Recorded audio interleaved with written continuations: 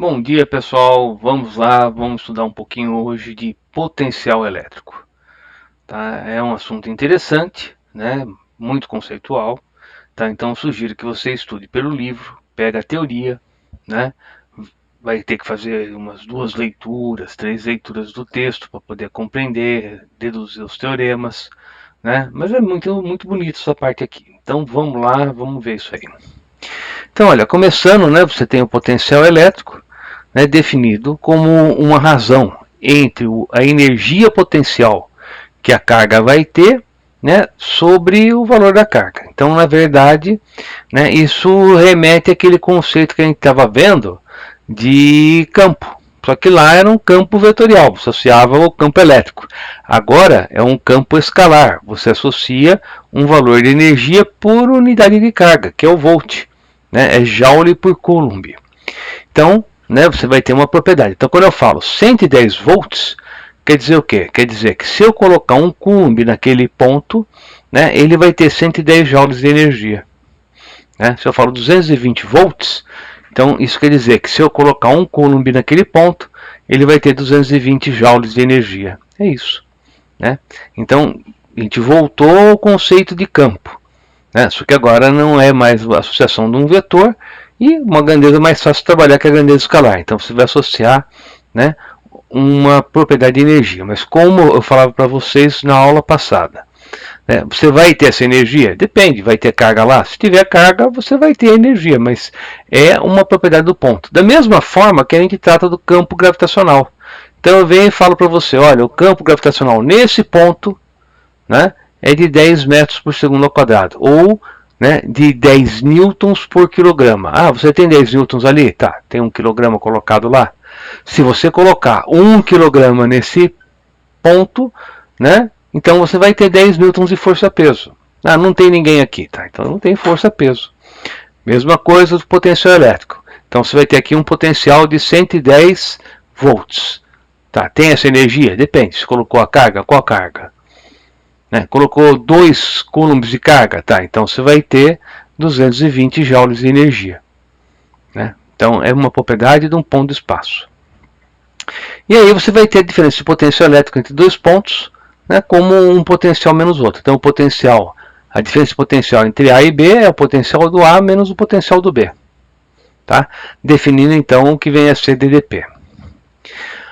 Bem, continuando. Então, o que vem a ser, né, o trabalho da força elétrica? Então a gente vai ter que falar um pouquinho de trabalho.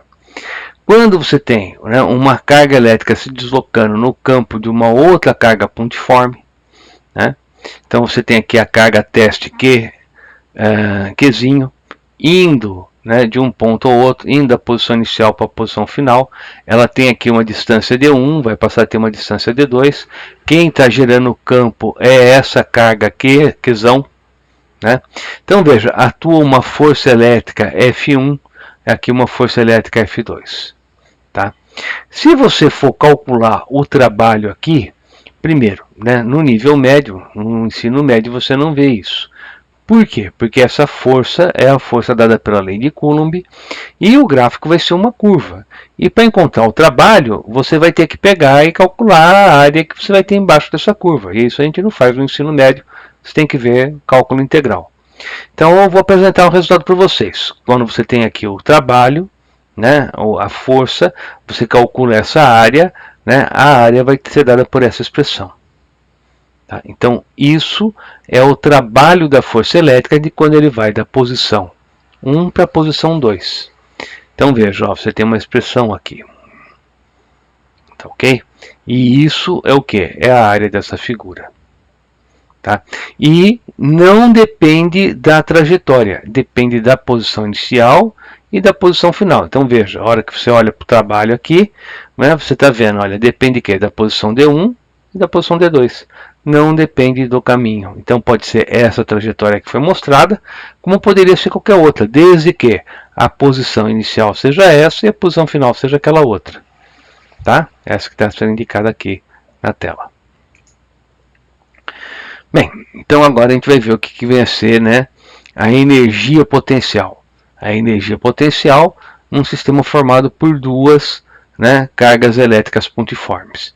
Então, para isso, né, vamos lá, o que eu tenho aqui? Eu tenho que o trabalho de uma força conservativa é a energia potencial inicial menos a energia potencial final. Isso aí que é? É o teorema da energia potencial que a gente viu lá no curso de mecânica, lá no começo, né? Então, você tem também agora que a força elétrica, que é uma força conservativa, tem o seu trabalho dado por essa expressão. Então, né, por comparação, você consegue ver quem que deveria ser a energia potencial. A energia potencial deveria ser o quê? Constante elétrica do meio, que multiplica uma carga, que multiplica a outra e é dividido por quem? Por D. Até então, né, nas nossas equações aparecia sempre D ao quadrado. Isso é para força e para campo elétrico. Para potencial elétrico e energia é dividido por D. Tá? Então você tem aqui, ó, tá? Da onde vem, né, essa expressão. Obviamente, né, não é uma demonstração, mas eu estou mostrando porque que eu estou definindo dessa forma. Além disso, você sabe que o trabalho da resultante vai ser o quê? Vamos imaginar que você tem um objeto e esse objeto está se deslocando. Então você está empurrando um objeto. Se fosse no campo gravitacional, você vai pegar ele numa posição e vai deixar noutra, né? Então você tem aí duas forças, a feita pelo operador e a feita pelo campo. No caso aqui gravitacional, a força conservativa é a força peso.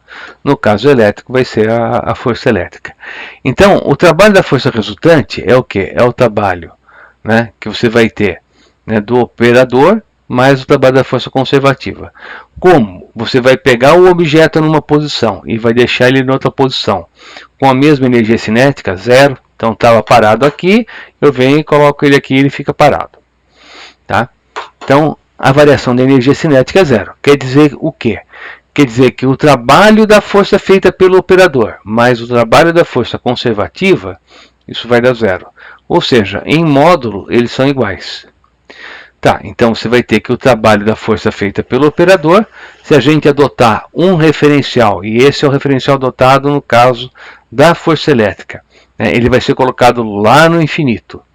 Né, então, se você tem, né, tá trazendo uma carga elétrica lá do infinito e vai deixar aqui, né, então você vai ter que a energia potencial vai ser zero.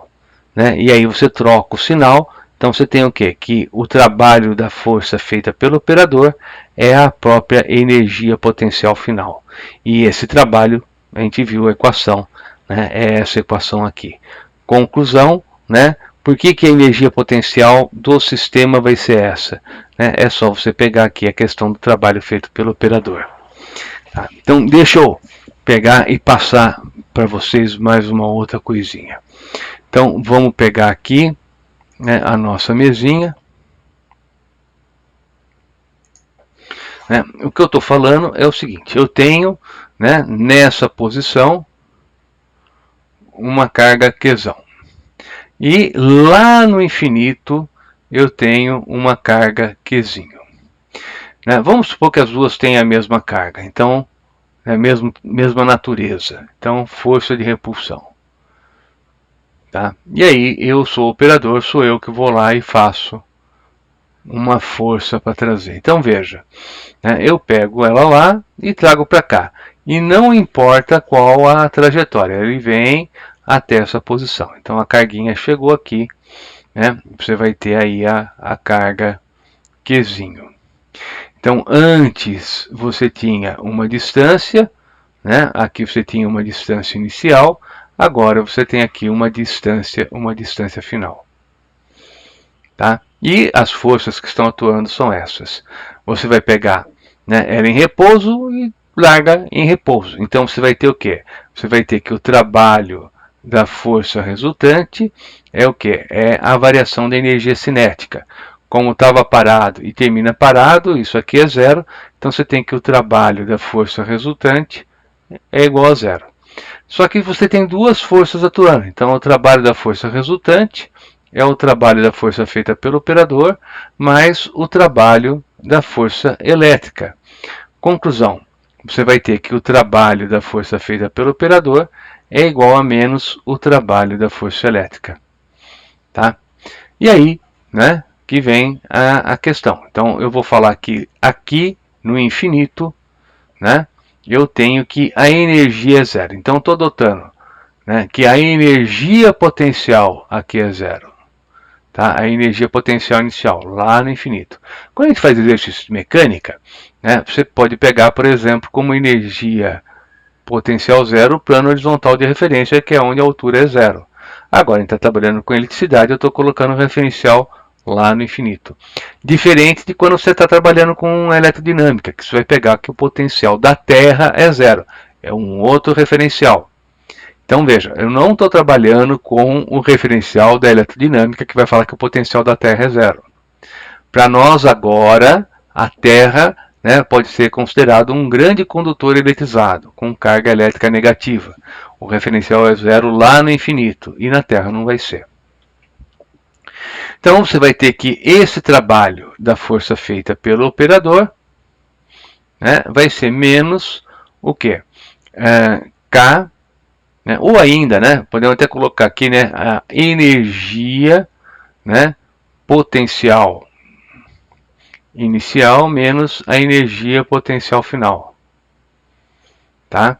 E isso, né, colocando o nosso referencial lá no infinito, vai dar que o trabalho da força feita pelo operador é mais a energia potencial final. Então veja, qual é a energia que o sistema vai ter quando ele está aqui? Porque essa é a situação final. É a energia que eu dei, porque fui eu que fui lá pegar e deixar ele aqui através ou daquela trajetória verde ou através dessa outra trajetória. Não importa a trajetória. Então a energia que o sistema tem, fui eu que dei, o operador. Eu que montei isso aí. Tá? Então esse é o conceito. Tá certo? E aí você pode ter também que essa força tem o mesmo trabalho da força elétrica, e aí você pega e iguala. Então, por exemplo, vamos continuar as continhas. Né? Se você sabe que isso é igual a menos o trabalho da força elétrica, então você tem o quê? Você teria menos K, Qzão, Qzinho sobre distância inicial, menos K, Qzão, Qzinho sobre a distância final. Isso é energia potencial final.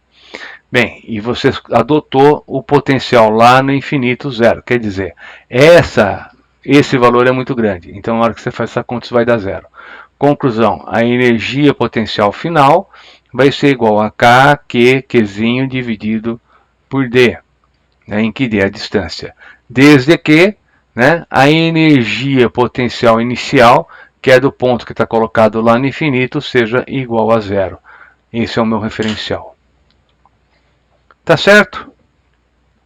É bastante conceitual, isso aí você tem que ler lá o livro para dominar isso aí, tá bom?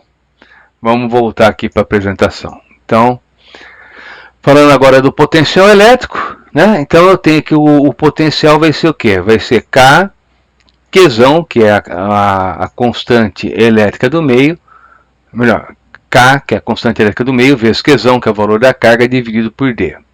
Então, moçada, vamos lá, né? Da onde veio isso? Veio da própria definição que eu tenho, né, do que é o potencial. Então, se eu defino, né, o potencial, né, no ponto P como a energia potencial sobre a carga que está ali, né, vamos lembrar que naquele ponto ali eu coloquei a carga Q. E tinha uma energia potencial que era K, Qzão, Qzinho sobre D, que veio, né, da área, né, daquela força que estava variando com a distância, dada pela lei de Coulomb. Então, o potencial do ponto P vai ser o quê? Vai ser K, Qzão, Qzinho sobre D, dividido pelo Qzinho. Então, vamos simplificar, né? E você vai ter que o potencial no ponto P vai ser K, Qzão, né, sobre D. Esse gráfico vai dar uma hipérbole. Então, se você fizer o gráfico, faz de conta que o eixo está bem feito, né? Você vai ter aqui potencial, né? E aqui você vai ter a distância. Se a sua carga é uma carga positiva, então você vai ter algo assim. Se a sua carga, né, é uma carga negativa, o Qzão, assim. Então, aqui o Qzão negativo e aqui o Qzão positivo. Você tem aí a hipérbole. Tá? Então vamos lá, vamos voltar aqui para nossa apresentaçãozinha. Então tá aí, né, a definição do potencial que eu usei, né, para deduzir, né, o potencial do ponto P gerado por uma carga Qzão. Tá bom? Bem, trabalho da força eletrostática. Você também pode colocar aquela expressão que a gente tinha calculado, né, que era para o caso de você ter somente o Qzão e o Qzinho. Agora você pode pegar um caso maior, né, e aí você pode usar aquela equaçãozinha que está ali, que é o trabalho da força elétrica vai ser carga vezes ADDP. Então aí você está trabalhando só com o potencial, né? Então a DDP é o potencial de um ponto menos a do outro, né? Com a vantagem que agora você pode ter um sistema de N cargas. Então veja, o potencial elétrico num ponto, como é uma grandeza escalar, né, vai ser a soma das contribuições. Então você tem uma distribuição de cargas, Q1, Q2, Q3, Qn. Né? E quer saber qual é o potencial num ponto. O que você faz? Calcula quanto cada uma está contribuindo, né? E soma todo mundo. Então veja, vamos voltar aqui para a nossa telinha e aí você vai ter uma ideia do que eu estou falando. Então vamos imaginar que você tem, por exemplo, né, aqui uma carga Q1, aqui uma carga Q2 e aqui uma carga Q3. Tá? E você quer calcular qual é o potencial nesse ponto, que é o ponto P. Então veja, ó, aqui você vai ter uma distância D1, aqui você vai ter uma distância D2 e aqui uma distância D3. Então o que eu estou dizendo para você é que o potencial elétrico do ponto P é igual ao potencial devido à carga 1 mais o potencial devido à carga 2 mais o potencial devido à carga 3. Tá? E esse potencial a gente já sabe qual é a expressão, a gente acabou de ver. Então isso vai ser o quê? Vai ser o KQ sobre D1 mais KQ sobre D2 mais KQ sobre D3. Né? Então, se tivesse N, você ia somando. Né? Veja que isso é mais fácil que o campo elétrico. Por quê? Porque isso aqui são grandezas escalares. Então basta você somar, não tem que se preocupar com direção e sentido. Contudo, essas cargas têm, né, sinal. Então aqui vai ser, ó, Q1, aqui Q2, aqui Q3, e isso aí pode ser positivo ou negativo. Tá?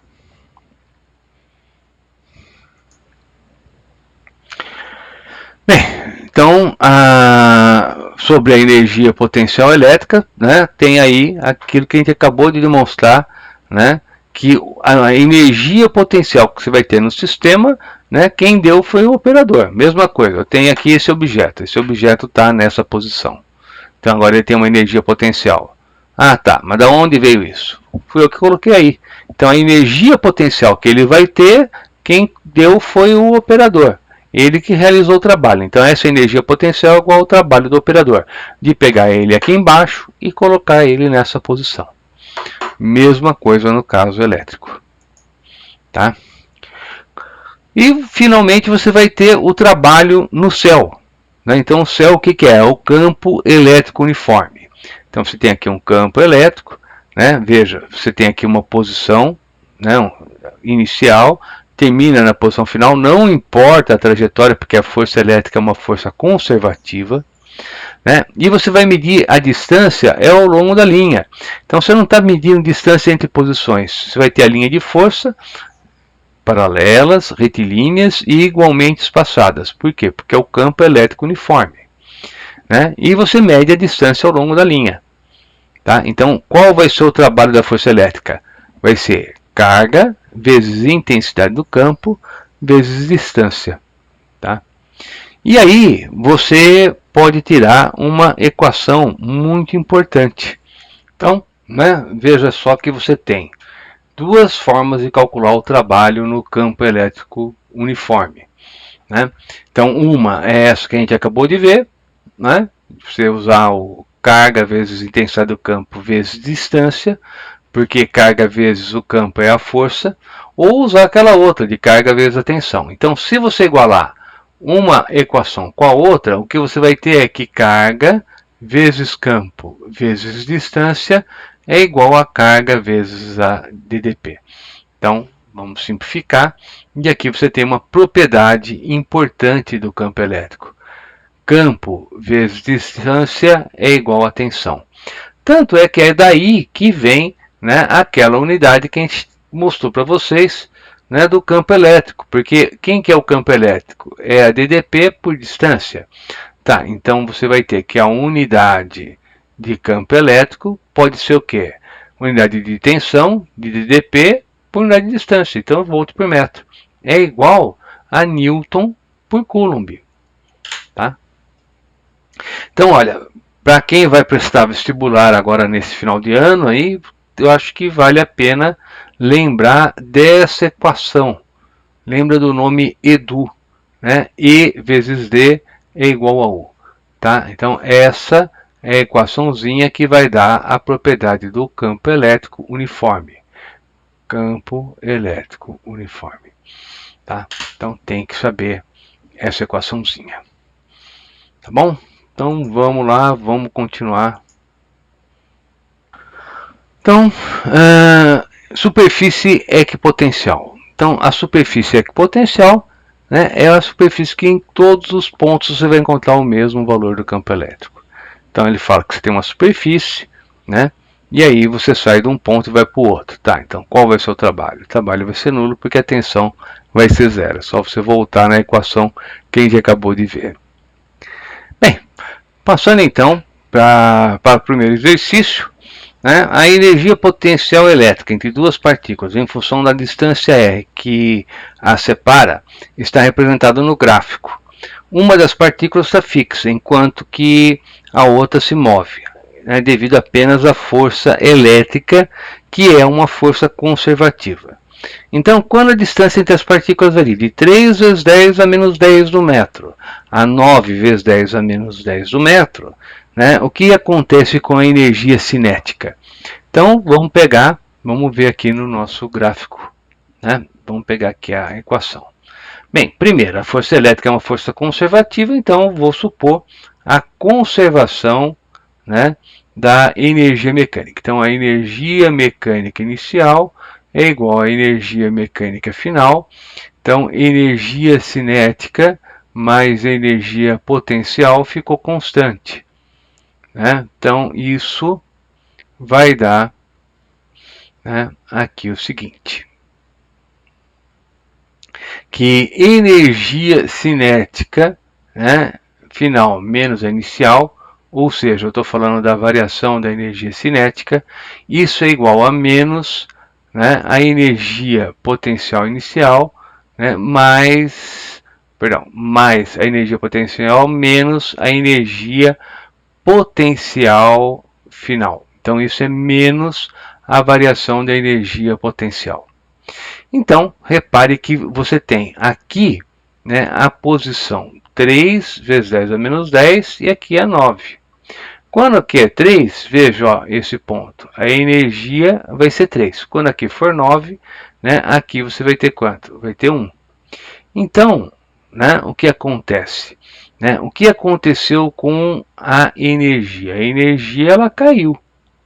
Né? Então, essa variação que você teve foi negativa. Como você tem um outro menos aqui, quer dizer o quê? Quer dizer que a sua variação da energia cinética foi o quê? Foi positiva. Então, primeira coisa, tem que ter o quê? Aumentou. Tá? E agora você pegar o valor. Então, você vai ter que a variação da energia cinética, né? Vamos ver aqui, você tem, né, de 3 vezes 10 a menos 18, menos 1 vezes 10 a menos 18. Então, a variação da energia cinética é igual a 2 vezes 10 a menos 18 joules. Então, isso, né, vai dar para você, né, a resposta D. Tá? Então, aumenta e aumenta de 2 vezes 10 a menos 18. Segundo exercício. Na figura, A e B representam duas placas metálicas. A diferença de potencial entre elas é de 2 vezes 10 a quarta volts. As linhas tracejadas 1 e 2 representam duas possíveis trajetórias de um elétron. Considere a carga do elétron a carga fundamental e as seguintes afirmações. Então ele faz três afirmações. Se o elétron tiver velocidade inicial nula, a sua energia cinética ao atingir a placa B, né, será de 3 vezes 10 a menos 15 joules. Segunda afirmação. A variação da energia cinética do elétron é a mesma, independente de ter percorrido as trajetórias 1 e 2. Tá. E item C, ou melhor, terceira afirmação. O trabalho realizado pela força elétrica sobre o elétron na trajetória 2 é maior do que na 1. Então vamos lá, né? Primeiro, vamos ver aqui o seguinte. Então eu tenho aqui o trabalho da força resultante, né, para analisar a primeira afirmação, né? O trabalho da força resultante e a variação da energia cinética. Então vamos lá. Trabalho, né, da força resultante é igual à variação da energia cinética. E isso vai ser igual ao quê? Vai ser carga vezes a DDP, ou a diferença potencial, que é igual à energia cinética final menos a energia cinética inicial. E na primeira afirmação ele fala de estar em repouso. Então eu tenho a carga fundamental, né, que é de 1,6 vezes 10 a menos 19. Tenho também a tensão, né, e a tensão que ele deu é de 2 vezes 10 a quarta. Então isso vai ser igual a quem? A energia cinética final. Então vai ser 3,2, né, vezes 10 a menos 15 joules. Tá? Então isso seria, né, a energia cinética final. Então eu vejo que a primeira afirmação está correta. Tá bom? Segunda afirmação. A variação da energia é independente de ter percorrido as trajetórias 1 e 2. Sim, por quê? Porque a força elétrica é uma força conservativa. Né? Não depende da trajetória, depende da posição inicial e final. E terceira afirmação, né? Ele está falando que depende da trajetória. Não depende. Então, essa terceira afirmação é falsa. Tá? Porque ele não vai depender da trajetória. Tá bom? Então, tá feito aí. Terceiro exercício. 3 esferas pontiformes eletrizadas com cargas Q1 igual a Q2 e é igual a mais Q e Q3 igual a menos 2Q estão dispostas, né, sobre uma circunferência de raio R e centro C. Então ele está dando os dados. Considere VC o potencial eletrostático e EC o campo elétrico no ponto C, devido às 3 cargas. Então, repare o seguinte, ele falou que a carga que você tem, né, ela vai ser igual, né? Se você pegar aí, ele está falando, né, que a carga Q1 é igual a Q2, e isso é igual a mais Q. E a carga Q3 é de menos 2Q. Então, se eu pegar aqui, é o seguinte, ó, essa é mais Q, essa é mais Q, né? E essa outra é menos 2Q. Então, quando ele está falando de potencial, o potencial, né, nesse ponto C é a contribuição de 1 mais a contribuição do 2 mais a contribuição do 3. Todos eles estão à mesma distância. Aqui é devido a uma carga Q, aqui é Q, e a outra é menos 2Q. Então isso aqui vai dar zero. Tá? Então, encontrei, o potencial é zero. Não preciso nem ficar fazendo equação.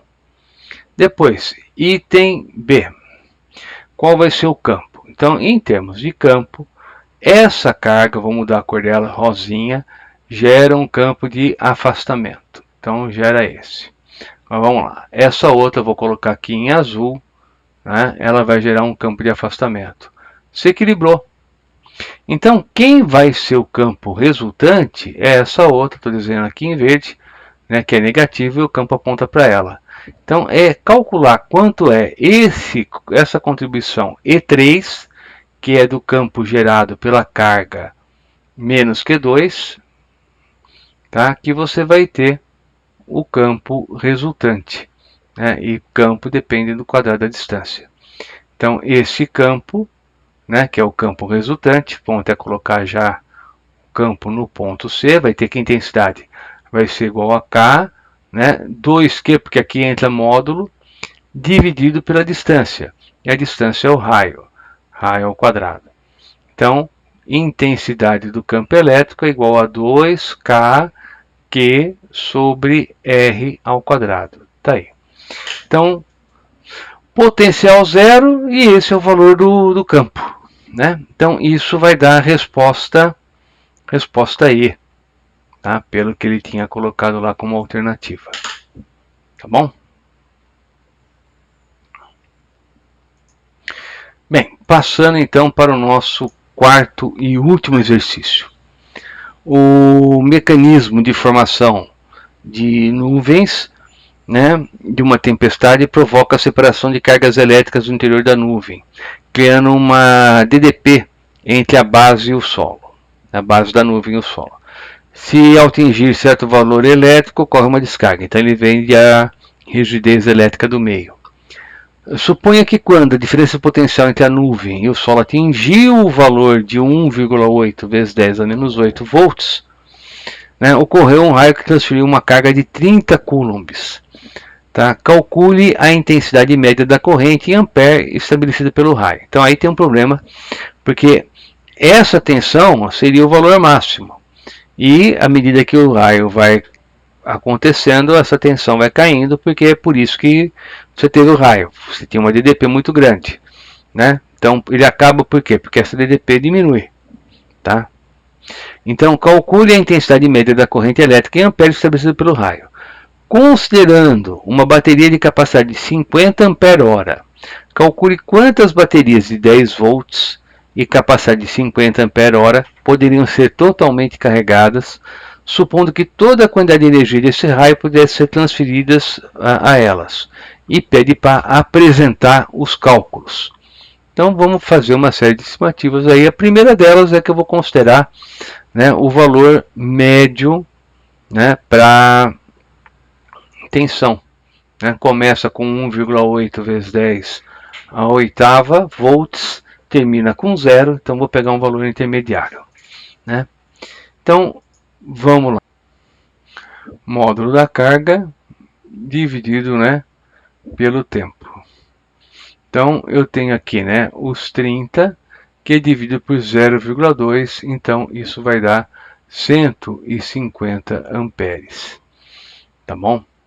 E agora vamos ver qual é a quantidade. Então aqui seria a corrente, né? Agora estou tratando da quantidade. Então eu tenho aqui a energia potencial, né? Ela é dada por quem? Por carga vezes tensão dividida por 2, né?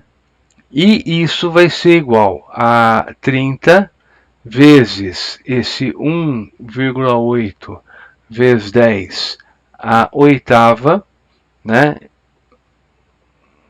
dividido por 2. Isso aqui vai dar 2,7 vezes 10 a nona joules. Tá? Então, a carga que vai ser acumulada, né, em cada bateria é 50 ampere-hora. Então, isso é igual a 50 vezes 3.600. Totalizando, então, 1,8 vezes 10 a quinta coulombs.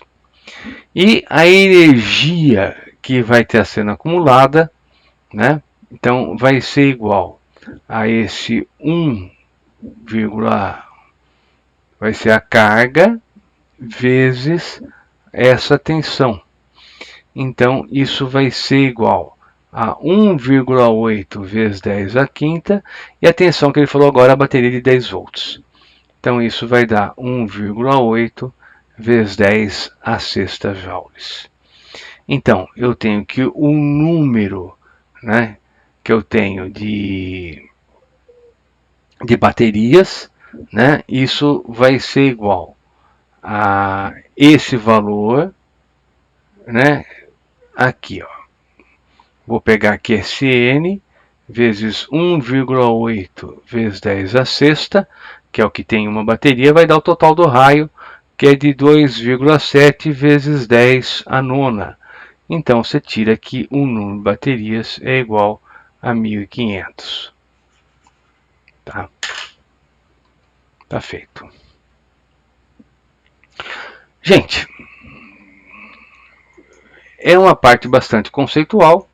Tem que pegar o livro, tem que ler, né, para poder dominar o assunto. Tá bom? É o começo. E se você puder fazer os exercícios propostos, né, ou ainda antes de fazer o resolvido proposto, fazer alguns exercícios resolvidos do livro, eu acho que ajuda um pouquinho. Tá bom? Bom estudo, tá? Daqui a pouco estou de volta com condutores eletrizados.